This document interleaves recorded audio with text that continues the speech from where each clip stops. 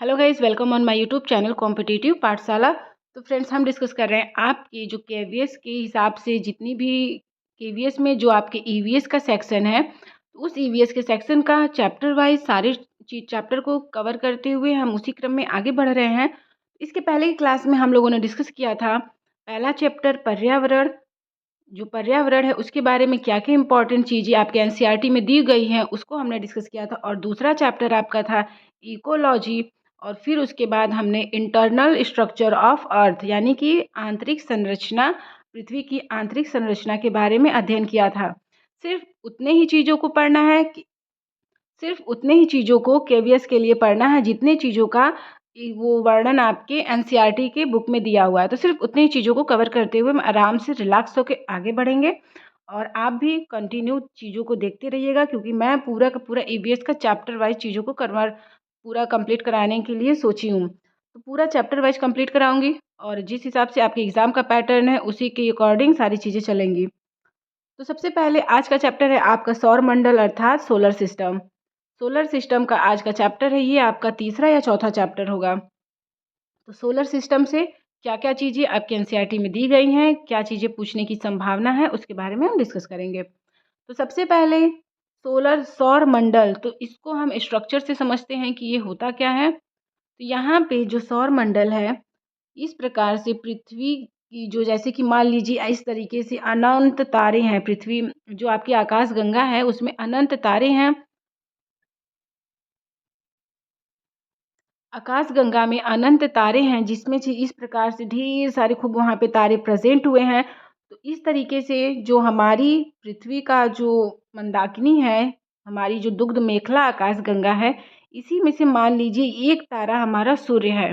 और उसी सूर्य के जितनी भी ग्रह हैं, उपग्रह हैं, कौन कौन सी चीज़ें हैं, उसी का हम अध्ययन करेंगे। तो सूर्य क्या है? एक तारा है। ढेर सारे तारों के समूह में से हमें क्या पढ़ना है? एक तारे का अध्ययन करना है जिसका नाम क्या है? सन। तो सूर्य के बारे में हम अध्ययन करेंगे और सूर्य से जो भी सूर्य का परिवार है उसी को सौरमंडल भी कहते हैं।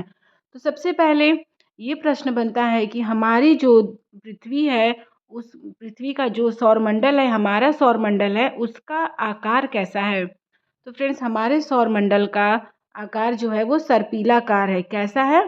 सर्पिलाकार है हमारे सौरमंडल का आकार। इस प्रकार से आप देख सकते हैं फिगर में कि इस तरीके से हमारे सौरमंडल का आकार है और वो सर्पिलाकार है।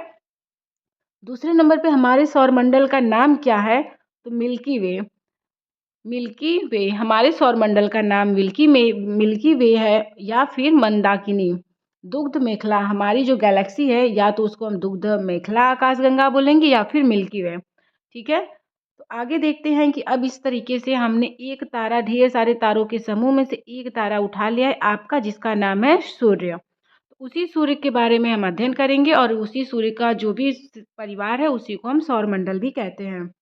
तो सबसे पहले इस तरीके से मान लीजिए ये आपका सूर्य है। इस सूर्य का एक साइड का डायग्राम है ये आपके। तो ये आपका सूर्य है इस तरीके से।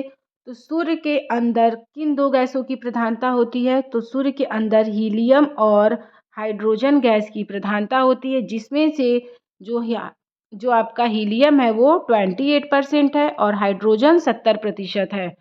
क्या क्या है? सूर्य के अंदर हीलियम होता है और हाइड्रोजन गैस की प्रधानता होती है, जिसमें कि हीलियम 28% होता है और जो हाइड्रोजन होता है वो 70% होता है। बाकी जो 2% है वो अन्य गैसें होती हैं सूर्य के अंदर प्रेजेंट या फिर सूर्य में उपस्थित।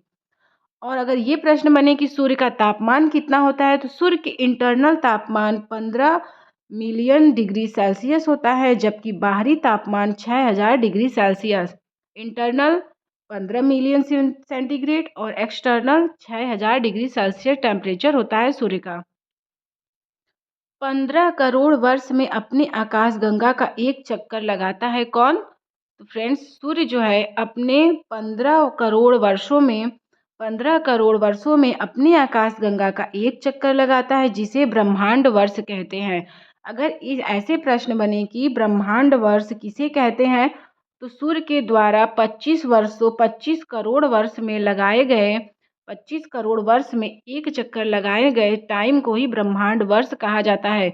और जो ब्रह्मांड वर्ष है, इसी को सूर्य के सूर्य का एक चक्कर लगाने के लिए जो आकाशगंगा का एक चक्कर जब सूर्य लगाता है तो उसी को ब्रह्मांड वर्ष कहते हैं।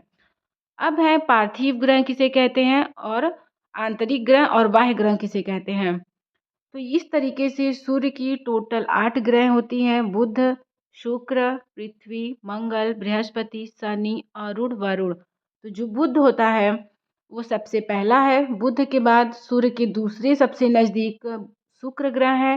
फिर सूर्य के तीसरे सबसे नज़दीक हमारी पृथ्वी है और हमारी पृथ्वी के बाद मंगल ग्रह है। मंगल ग्रह के बाद बीच में ढेर सारे क्षुद्र ग्रह उपस्थित होते हैं।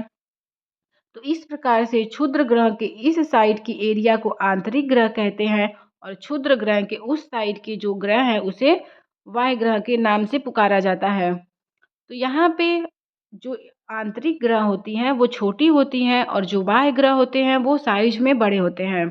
ये भी है। बाकी अगर आप साइज से देखेंगे तो यहाँ से फिर मंगल के बाद बृहस्पति, शनि, अरुण, वरुण। तो पहले नंबर पे कौन सा है सबसे बड़ा? 1 2 3 4 यानी बृहस्पति, शनि, अरुण, वरुण। बृहस्पति, शनि, अरुण, वरुण। इस तरीके से इसको याद करिएगा। फिर 5वें नंबर पे पृथ्वी है। फिर 6वें नंबर पे शुक्र है। 7वें पे मंगल है। 8वें पे बुध ग्रह है। इस प्रकार से इनका जो साइज के अकॉर्डिंग जो है इनका क्रम है। बाकी सूर्य से दूरी के हिसाब से बुध, शुक्र, पृथ्वी, मंगल, फिर क्षुद्र ग्रह ढेर सारे हैं इसलिए इनको इंटरनल ग्रह की संज्ञा दी गई है।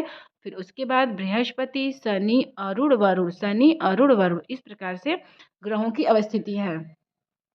तो सबसे पहले जो आपके ग्रह हैं उनको साइज के हिसाब से या फिर सूर्य से दूरी के हिसाब से दो तरीके से इसको अरेंज करना है। तो साइज के हिसाब से कैसे बताया? 1 2 3 4 फिर 5 6 7 8।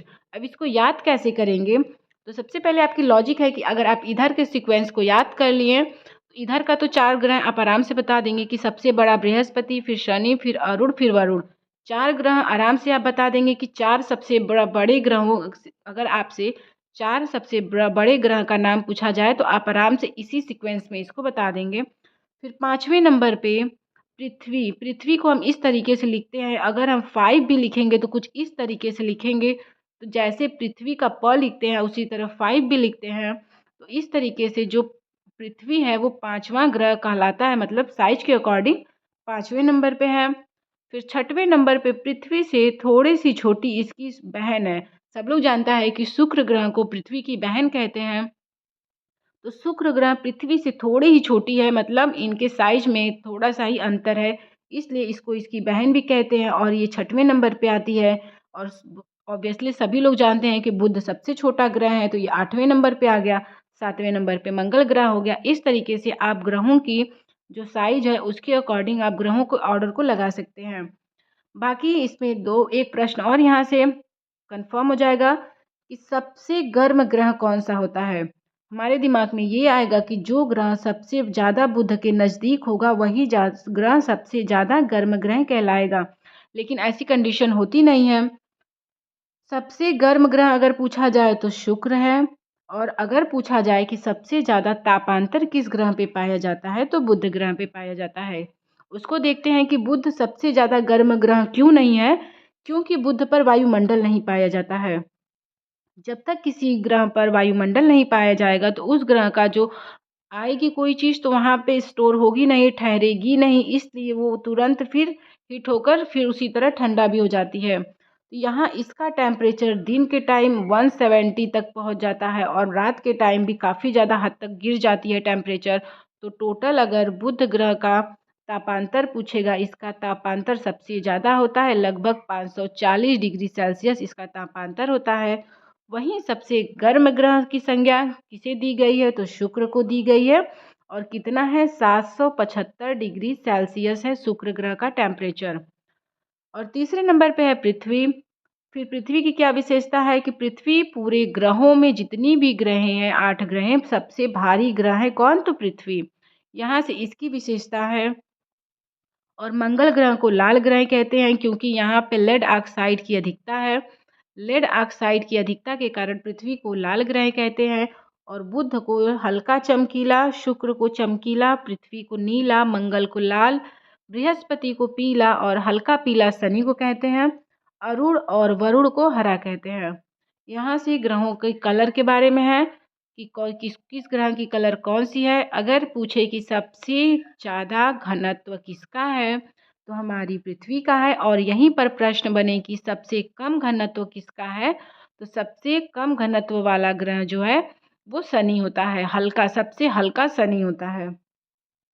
यहाँ से इतनी चीज़ें आपके दिमाग में फिट हो गई होंगी। सिर्फ आप इस डायग्राम को फिट कर लीजिए, इनका क्रम देख लीजिए, इनकी साइज़ देख लीजिए, किसका रंग किस प्रकार का है, कौन सबसे ज़्यादा गर्म है, कौन सबसे ज़्यादा ठंडा है, कौन सबसे ज़्यादा दूर है।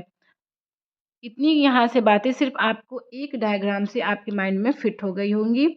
बाकी है कि सूर्य का प्रकाश पृथ्वी तक आने में, यहाँ पे हमारी पृथ्वी है तो सूर्य का प्रकाश पृथ्वी तक आने में 8 मिनट 16 सेकंड का समय लगता है, और प्रकाश की चाल होती है 3 × 10⁸ मीटर पर सेकंड प्रकाश की चाल होती है। आगे है 3 जनवरी को उपसौर की घटना घटती है पृथ्वी पर, और 4 जनवरी को 4 जुलाई को अपसौर की घटना घटती है। दो कंडीशन, 3 जनवरी को उपसौर, इसको याद कैसे करेंगे, 3 इस प्रकार लिखते हैं और उप में भी उ इस प्रकार से लिखते हैं, तो उपसौर 3 जनवरी को और अपसौर 4 जुलाई को ये घटना घटित होती है। आगे है इन्हीं सारी चीज़ों के बारे में अब थोड़ा-थोड़ा डिस्कस करेंगे कि इसके किस ग्रह की क्या-क्या विशेषताएँ हैं। क्षुद्र ग्रह, बृहस्पति ग्रह, शनि ग्रह, इन सब की क्या-क्या विशेषताएँ हैं उसको देखते हैं। तो सबसे पहले सौर मंडल किसे कहते हैं? सौर मंडल सूर्य एवं इसके चारों ओर परिक्रमा करने वाले समस्त ग्रहों, उपग्रहों, क्षुद्र ग्रहों, एस्ट्रॉयड, धूमकेतु, असंख्य उल्काओं व अन्य समस्त आकाशीय पिंडों के परिवार अथवा समूह को सौर मंडल कहते हैं। जैसे कि जितने भी हमारे ग्रह हैं, जितने भी उपग्रह हैं, या फिर जो भी उल्काएं हैं, क्षुद्र ग्रह हैं, उन सभी को मिलाकर सूर्य का सौरमंडल कहलाता है। पूरा का पूरा इन सभी चीज़ों को इंक्लूड करने पर हमारा सौरमंडल का निर्माण होता है। आगे दिया है कि सौरमंडल परिवार का मुखिया सूर्य को माना जाता है। सौरमंडल निकाय के द्रव्य का लगभग 99.999 द्रव्य सूर्य में निहित होने से ही सौरमंडल में सूर्य का प्रभुत्व माना जाता है। सूर्य सौरमंडल का जनक है। हमारे सौरमंडल का जनक सूर्य है। यह सौरमंडल के समस्त ऊर्जा आदि स्रोत है। आगे दिया है कि पूर्व में सौरमंडल में कुल 9 ग्रह थे। जब हम पहले पढ़ते थे क्लास 6-7 में, तब तक सूर्य में कुल 9 ग्रह थे। उसके बाद बुध, शुक्र, पृथ्वी, मंगल, बृहस्पति, शनि, अरुण, वरुण, यहाँ तक तो हम अभी पढ़ते हैं वर्तमान में 8 ग्रह, लेकिन एक यम था, प्लूटो ग्रह था, जो अभी अपनी जो सूर्य का एक क्राइटेरिया है, जो हमारे सौरमंडल का एक क्राइटेरिया है कि इतने दूरी को, इतने सौरमंडल में अगर कोई ग्रह घूमेगा तो वो हमारे सौरमंडल का ग्रह कहलाएगा। तो यहाँ से ये जो है घूमते घूमते काफ़ी दूर निकल चुका है, तो इसको हमारे सौरमंडल से हटा दिया गया है, ग्रहों की संख्या से हटा दिया गया है। तो वर्तमान में कुल 8 ग्रह हैं। 2006 में अंतर्राष्ट्रीय खगोलीय शास्त्री IAU द्वारा यम यानी प्लूटो को बतौर ग्रह मान्यता समाप्त किए जाने के बाद ग्रहों की संख्या घटकर 8 हो गई है। सभी ग्रह सूर्य की परिक्रमा करते हैं और साथ ही ये अपनी धुरी अक्ष पर ही भी घूमते रहते हैं। ये सभी ग्रह अपने अक्षों पर एक निश्चित डिग्री पर झुके होते हैं, जिसके कारण अनुक्रमणिक रूप से हर ग्रह पर दिन एवं रात की अवधि में परिवर्तन होता है, और इसकी भी एक निश्चित व्यवस्था होती है जो भंग नहीं होती है। सौरमंडल में बृहस्पति सबसे बड़ा ग्रह है, जबकि सबसे छोटा ग्रह बुध है। अभी मैंने भी बताया कि सबसे बड़ा जो है बृहस्पति है और सबसे छोटा जो है वो बुध है। 8वें नंबर पे ग्रह में बुध है। सूर्य के सबसे दूर पूछे तो वरुण ग्रह है, जबकि सबसे नज़दीक बुध ग्रह है। आगे दिया है पृथ्वी का उपग्रह चंद्रमा है। पृथ्वी का उपग्रह, हमारी जो पृथ्वी है उसका एकमात्र उपग्रह चंद्रमा है। पृथ्वी के सबसे निकट शुक्र ग्रह है।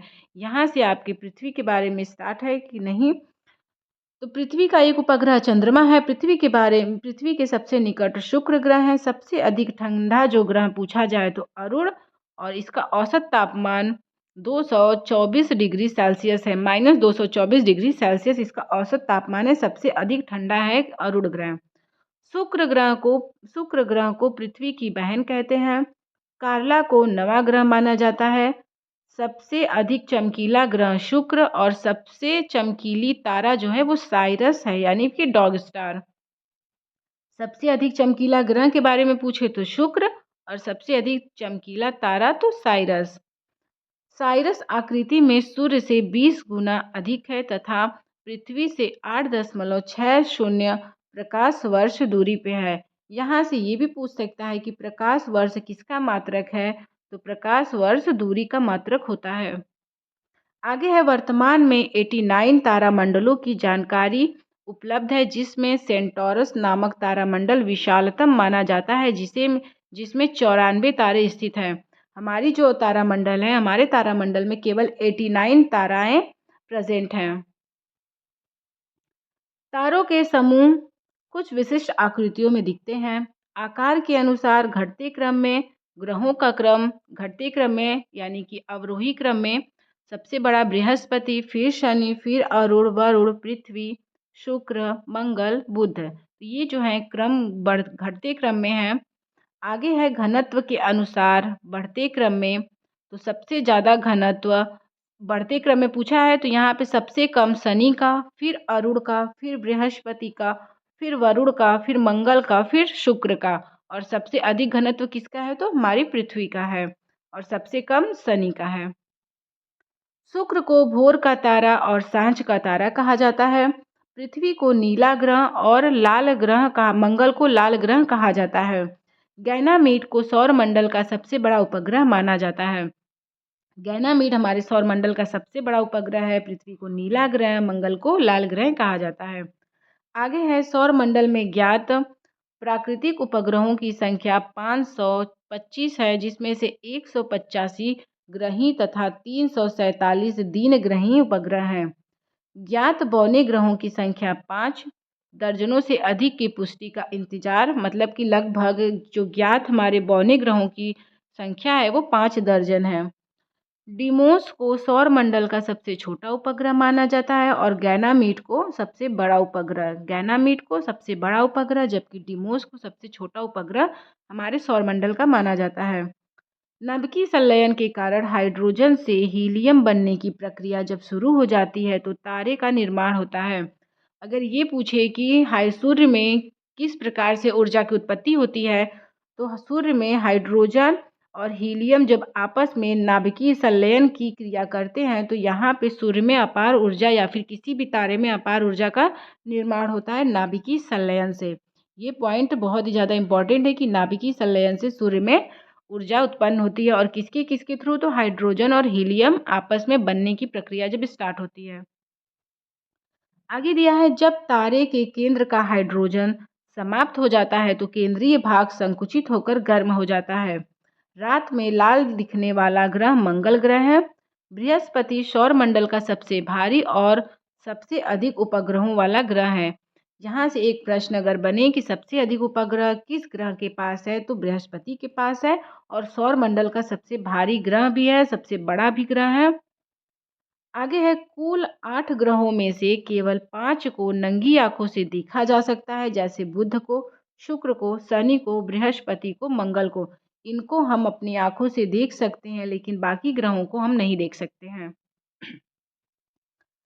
शुक्र एवं अरुण को छोड़कर अन्य सभी ग्रहों के घूर्णन व परिक्रमण की दिशा एक ही है, यानी ये ग्रह शुक्र, अरुण जो हैं अपने अक्ष पर पूर्व से पश्चिम की ओर घूमते हैं, जबकि अन्य ग्रह जो है अपने अक्ष पर पश्चिम से पूर्व की ओर घूमा करते हैं। मतलब जो शुक्र और अरुण ग्रह हैं, ये दोनों एंटी क्लॉकवाइज घूमते हैं, बाकी जितने भी ग्रह हैं वो क्लॉकवाइज घूमते हैं। आगे दिया है सूर्य के बारे में कि सूर्य के बारे में क्या क्या चीज़ें इंपॉर्टेंट है। तो सौर मंडल का प्रधान अगर पूछे तो सूर्य को माना जाता है। सौर मंडल के समस्त ऊर्जा और प्रकाश का सोर्स जो है वो सूर्य है। सूर्य की ऊर्जा नाभिकीय संलयन के द्वारा होती है। सूर्य अपने अक्ष पर पूर्व से पश्चिम की ओर घूमता है, अपने अक्ष पे पूर्व से पश्चिम की ओर घूमता है, और हमारी पृथ्वी पश्चिम से पूर्व की ओर घूमती है। सूर्य एक विशाल तारा है। भार की दृष्टि से सूर्य पृथ्वी से 3,30,000 गुना भारी है। अगर हम वेट की बात करें तो हमारी पृथ्वी का जितना वेट है, हमारी पृथ्वी के अकॉर्डिंग सूर्य का 3,30,000 गुना भारी है हमारी पृथ्वी से सूर्य। सूर्य की उम्र 5 बिलियन वर्ष है। हम सूर्य हमारी पृथ्वी से 13 लाख गुना बड़ा है। अगर साइज़ पूछे तो 13 लाख गुना बड़ा, अगर भार पूछे तो 3,30,000 गुना भारी है। आगे दिया है भविष्य में सूर्य द्वारा ऊर्जा देते रहने का संभावित समय 10 की पावर 11 वर्ष माना गया है कि भविष्य में इतना और सूर्य जो है हमें ऊर्जा दे सकता है।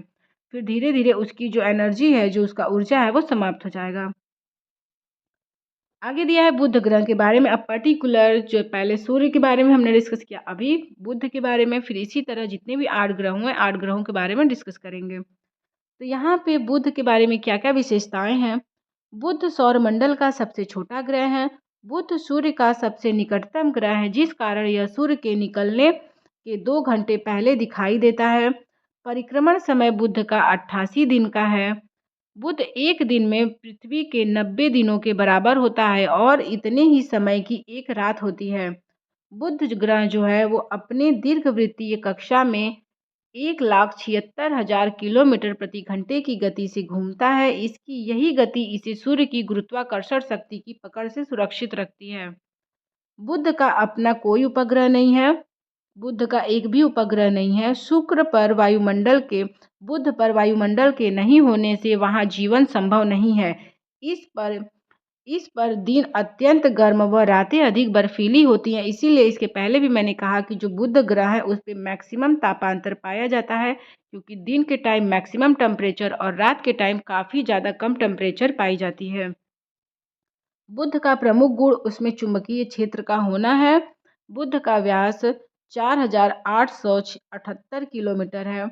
बुध का द्रव्यमान 3.64 इंटू 10⁻20 टन या फिर 3.3 इंटू 10⁻23 केजी है, जो कि पृथ्वी का लगभग 5.5% है। इतना था हमारे बुध के बारे में। आगे है शुक्र यानी वेनस। गर्म और तपता हुआ ग्रह शुक्र सूर्य का निकटवर्ती दूसरा ग्रह है। यह पृथ्वी का सबसे निकटतम ग्रह है। इसका आकार, भार, व्यास, द्रव्यमान पृथ्वी के लगभग समान ही है। इसी कारण इसे पृथ्वी की बहन, पृथ्वी की भगिनी ग्रह भी कहते हैं। शुक्र सबसे चमकीला ग्रह है। शुक्र को अपनी चमक के कारण ही सौंदर्य का देवता भी कहा जाता है। सूर्य चंद्रमा को अपनी चमक के कारण ही सौंदर्य का देवता भी कहा जाता है, और ये सबसे ज़्यादा जो है चमकीला ग्रह कौन सा है तो शुक्र है। और शुक्र को ही चमक के कारण सबसे ज़्यादा सौंदर्य का देवता भी कहा जाता है। चंद्रमा की भांति इसकी कलाएं होती हैं। जैसे चंद्रमा की कलाएं होती हैं उसी प्रकार शुक्र की भी अपनी कलाएं होती हैं। सायं मतलब शाम को पश्चिम में दिखाई पड़ने के कारण शुक्र ग्रह को सांझ का तारा, और जब सुबह में पूर्व की तरफ दिखाई देता है इसलिए भोर का तारा के नाम से भी जानते हैं शुक्र ग्रह को। शुक्र के वायुमंडल में कार्बन डाइऑक्साइड 95 से 97% पाया जाता है, और कुछ मात्रा में नाइट्रोजन, जल वाष्प तथा अन्य तत्व भी प्रेजेंट होते हैं। शुक्र के वायुमंडल में सबसे अधिक CO2 गैस है, लगभग 95 से 97%। इसी वजह से शुक्र ग्रह पे जो है सबसे ज़्यादा गर्म मौसम पाया जाता है, मतलब वहाँ पे सबसे ज़्यादा गर्मी पाई जाती है, सबसे ज़्यादा गर्म ग्रह भी है। यह ग्रह यह अन्य ग्रहों के विपरीत दक्षिणावर्त अपने अक्ष पर पूरब से पश्चिम की ओर घूमता है, जिस कारण इस ग्रह पर पश्चिम दिशा में सूर्योदय होता है। इसका कोई उपग्रह नहीं है। इसकी सतह चट्टानों और ज्वालामुखियों की है। शुक्र ग्रह पर कोई जीवित ज्वालामुखी प्रेजेंट नहीं है। यह सूर्य की परिक्रमा 224 या फिर लगभग 225 दिन में पूर्ण करती है और अपने अक्ष पे 243 दिन में एक चक्कर घूम जाती है। यह सबसे गर्म ग्रह है, और इसका जो टेम्परेचर है, इसके धरातल का जो टेम्परेचर है वो 464 डिग्री सेल्सियस माना जाता है। आगे दिया है पृथ्वी के बारे में। पृथ्वी के बारे में काफ़ी ज़्यादा इम्पॉर्टेंट है। पृथ्वी यानी अर्थ, पृथ्वी सूर्य से दूरी में लगभग तीसरा निकटवर्ती ग्रह है। जो दूरी के अकॉर्डिंग सबसे पहले बुध है, उसके बाद शुक्र है, फिर पृथ्वी है, फिर आपका मंगल है, और इन्हीं चारों को आंतरिक ग्रह के नाम से भी जाना जाता है। यह आकार में सौरमंडल का 5वां सबसे बड़ा ग्रह है। अगर साइज पूछे तो 5वां सबसे बड़ा ग्रह है। पृथ्वी सौरमंडल का एकमात्र ग्रह है जहां जीवन मौजूद है। एकमात्र हमारे सौरमंडल में पृथ्वी ही है जहां पे जीवन संभव है। इसके चारों ओर तापमान, ऑक्सीजन, प्रचुर मात्रा में जल की मौजूदगी के कारण ही इस पर जीवन संभव है। पृथ्वी का एकमात्र उपग्रह चंद्रमा है। और उसके आगे दिया हुआ है कि पृथ्वी आकार एवं बनावट की दृष्टि से शुक्र के समान है। जब ये आकार और बनावट की दृष्टि से शुक्र के समान है, इसीलिए शुक्र को पृथ्वी की बहन कहा जाता है। जल की अधिक मात्रा में उपस्थित होने के कारण अंतरिक्ष से नीले रंग की दिखाई देती है। इसी कारण पृथ्वी को नीला ग्रह भी कहा जाता है। अल्फा सेंचुरी समूह का तारा प्रॉक्सिमा सेंचुरी सूर्य के बाद पृथ्वी का सबसे निकटतम तारा है। पृथ्वी से इस तारे का दूरी 4.22 प्रकाश वर्ष है। अगर ये प्रश्न बने कि हमारी जो सूर्य है, हमारे सूर्य से सबसे निकटतम तारा, क्योंकि ढेर सारे सूर्य का मतलब ढेर सारे तारों के समूह में से हमने एक तारा उठाया था सूर्य को, तो हमारे जो सूर्य है, हमारे सूर्य से सबसे नज़दीक कौन सा तारा है, तो उसका नाम है प्रॉक्सिमा सेंचुरी। लेकिन अगर सबसे चमकीला तारा की बात करें तो साइरस, सबसे चमकीला तारा साइरस है। और सब हमारी जो सूर्य है उसके सबसे नज़दीक प्रॉक्सिमा सेंचुरी। पृथ्वी अपने अक्ष पर 23.5 डिग्री झुकी हुई है। पृथ्वी का सूर्य से औसत दूरी 14.96 करोड़ किलोमीटर या फिर लगभग 15 करोड़ किलोमीटर मानी गई है। आगे दिया है मंगल ग्रह के बारे में क्या क्या विशेषताएं हैं। सूर्य से दूरी के अनुसार यह चौथा ग्रह मंगल ग्रह है। इसको लाल ग्रह कहते हैं क्योंकि इस पे आयरन ऑक्साइड या फिर लेड ऑक्साइड की अधिकता के कारण, लौह अयस्क के अधिकता के कारण इसको लाल रंग के नाम से जाना जाता है। मंगल ग्रह की भूमि बंजर है।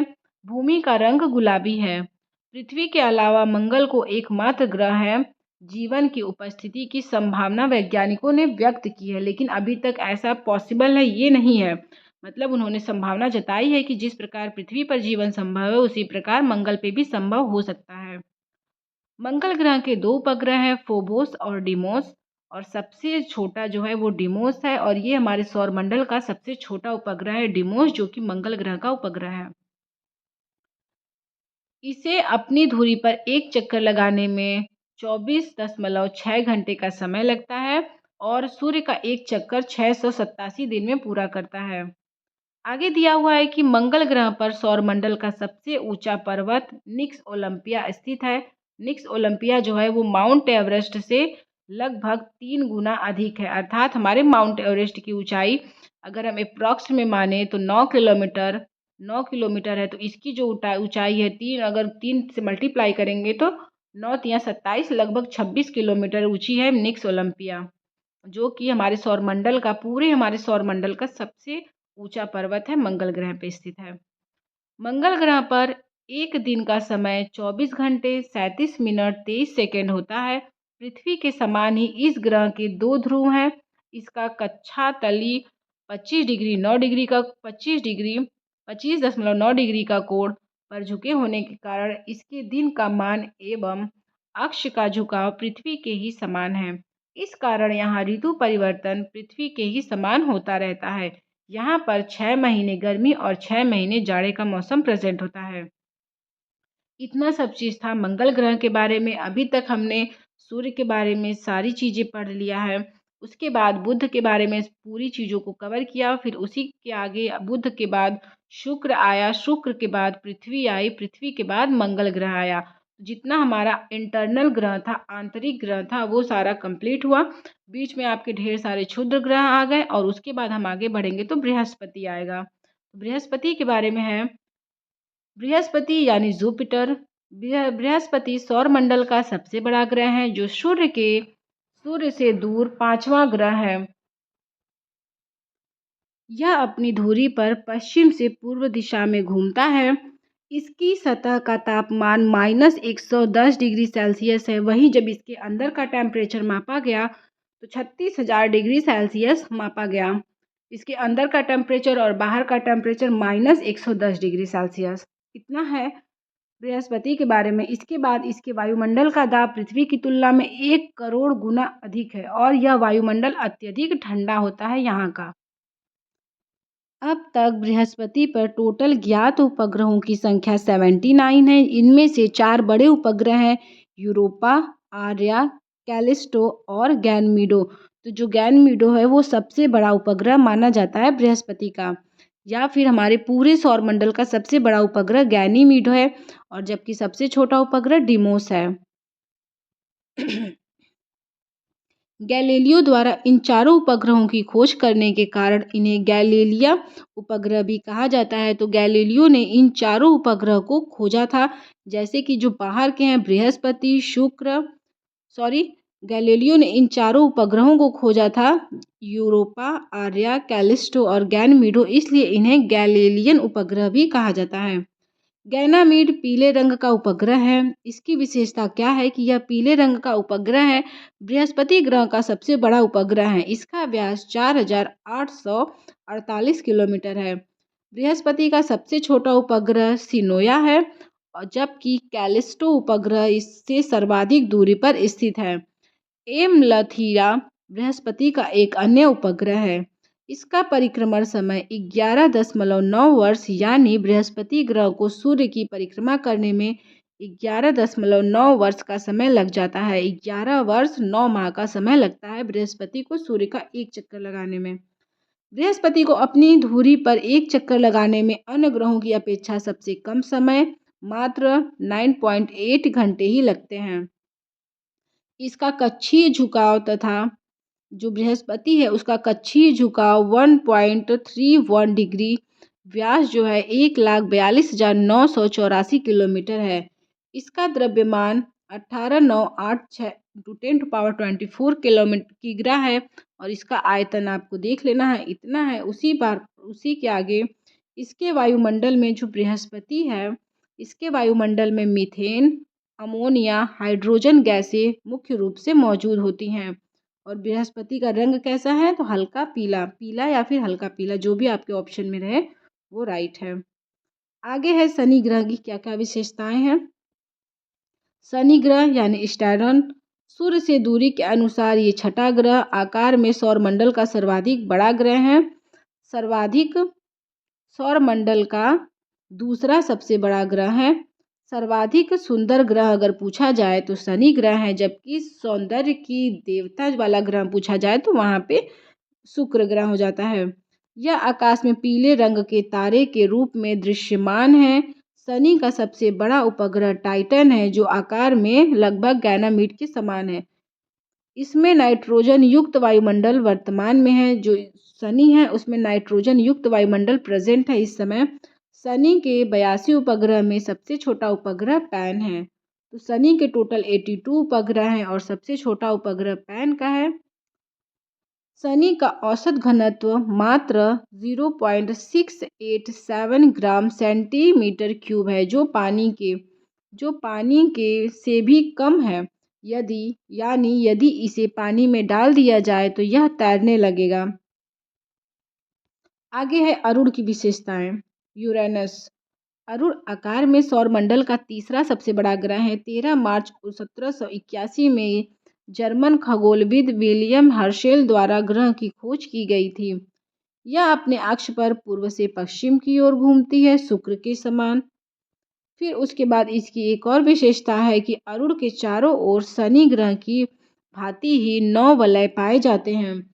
5 प्रमुख वलय के नाम है अल्फा, बीटा, गामा, डेल्टा और स्पिलान।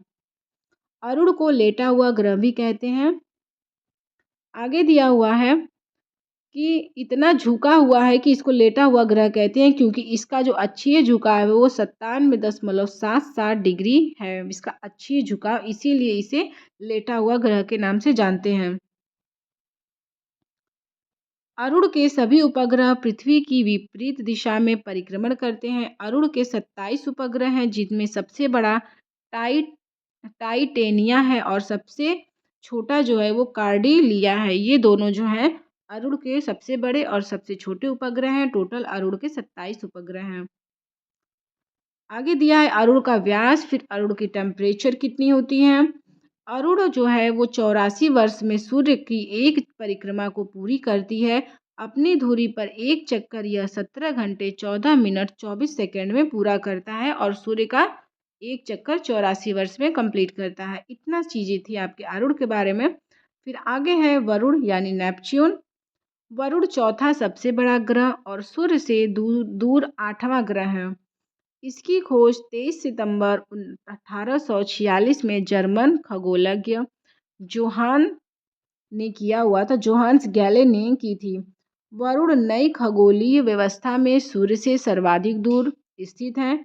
यह ग्रह 164.8 वर्ष में लगभग 165 वर्ष में सूर्य का एक चक्कर पूरा करता है।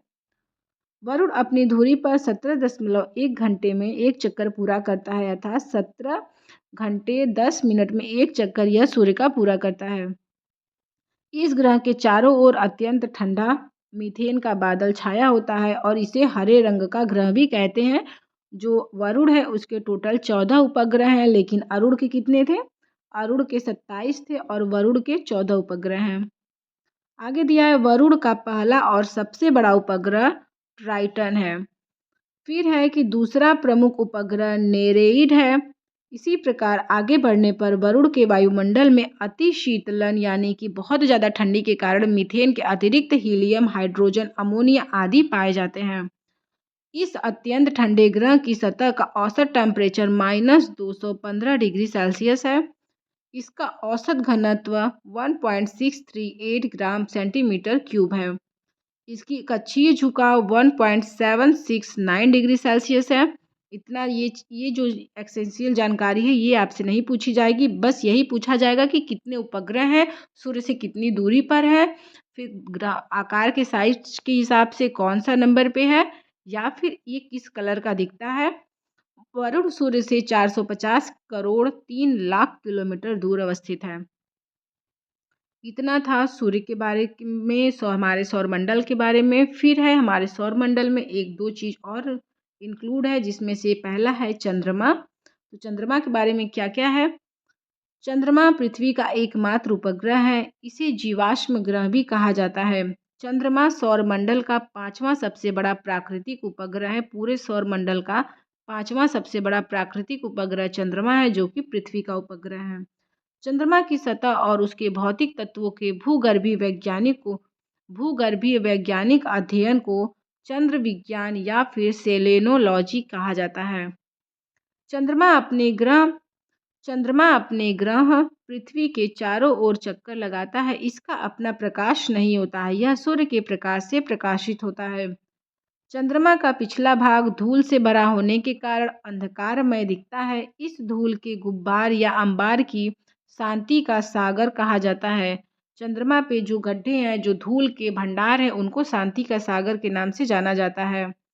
चंद्रमा के दूसरे भाग के अंधकारमय होने के कारण हम इसे एक ही भाग को देख पाते हैं, क्योंकि इसका एक जो दूसरा भाग है वो काफ़ी ज़्यादा अंधकारमय होता है, इसीलिए हम चंद्रमा का एक ही भाग देख पाते हैं। यह पृथ्वी की परिक्रमा लगभग 27 दिन 8 घंटे में पूरी करती है। यह अपने अक्ष पर भी इतने ही समय में घूर्णन करती है। चंद्रमा के परिक्रमण काल और घूर्णन काल के एक समान होने के कारण भी हम इसे एक ही भाग को देख पाते हैं। पृथ्वी से चंद्रमा का 57% भाग ही दिख पाता है। पृथ्वी से हम चंद्रमा का केवल 57% भाग ही देख सकते हैं।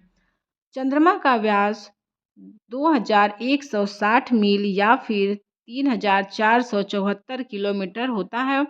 पृथ्वी का 1/4 है। चंद्रमा का व्यास पृथ्वी का 1/4 है।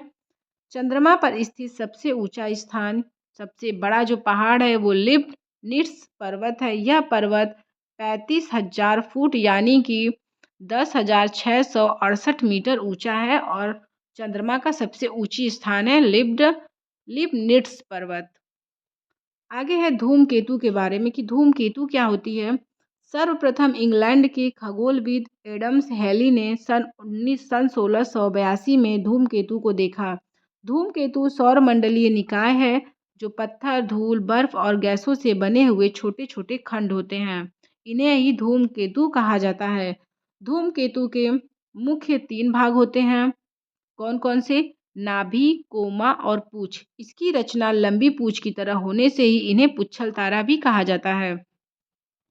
आगे दिया है कि हैली धूमकेतु हर 76 वर्ष पर दिखाई देता है। अंतिम बार इसको 1986 में देखा गया था। अब इसे अगर देखना होगा तो 2062 में दिखेगा, क्योंकि यह प्रत्येक 76 वर्ष के अंतराल पे हैली धूमकेतु दिखाई देता है और इसके पहले 1986 में देखा गया था। अब कब दिखेगा? 2062 में। तो ये इतनी चीज़ें धूमकेतु से याद करनी थी। बाकी इतनी चीज़ें आपके जो सौरमंडल से जितनी भी चीज़ें इम्पोर्टेंट थी वो सभी हमने यहाँ पे डिस्कस किया। जैसे सौरमंडल में हमारी पहले सूर्य हो गया, फिर उसके बाद हमने डिस्कस किया आपके बुध ग्रह को, शुक्र ग्रह को, पृथ्वी ग्रह को, फिर मंगल ग्रह, उसके बाद ढेर सारे क्षुद्र ग्रह प्रेजेंट थे। फिर बृहस्पति, शनि, अरुण, वरुण, उनकी क्या-क्या विशेषताएँ थी, क्या-क्या चीज़ें, कौन से सबसे पहाड़ है, कौन सबसे ज़्यादा चमकीला है, किस पे सबसे ज़्यादा तापांतर है, उन सभी के बारे में हमने डिस्कस किया। आप इस फिगर को अच्छे से ड्रॉ कर लीजिए। फिर इसी फिगर को बस आप देख लीजिए, आपकी सारी चीज़ें जितनी भी आपके वन डे एग्ज़ाम में पूछने की संभावना है, वो सारी चीज़ें यहाँ से कवर हो जाएँगी। तो फ्रेंड्स, आज जो केवीएस का चौथा चैप्टर है आपके सौरमंडल, पूरा का पूरा एक ही क्लास में मैंने कवर कर लिया है। ये आपका आज यहाँ से सौरमंडल या फिर सोलर सिस्टम चौथा चैप्टर आपका पूरा केवीएस का कंप्लीट हुआ। ये आपके 6 से लेकर वन डे एग्ज़ाम तक के लिए सबके लिए काफ़ी ज़्यादा इंपॉर्टेंट चैप्टर था। तो देख लीजिए आप लोग इनको अच्छे से, सौरमंडल आप इसको आराम से तैयार कर लीजिए। मिलते हैं नेक्स्ट क्लास में नेक्स्ट टॉपिक के साथ। तब तक के लिए बाय बाय।